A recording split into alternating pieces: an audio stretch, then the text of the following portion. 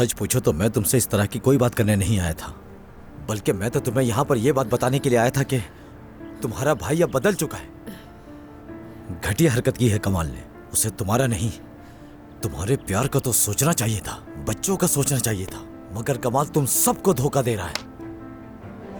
क्या आप अक्सर यहाँ पर आते हैं? मुझे लगता है ऐसी जगह पर पहली बार आए हो तुम।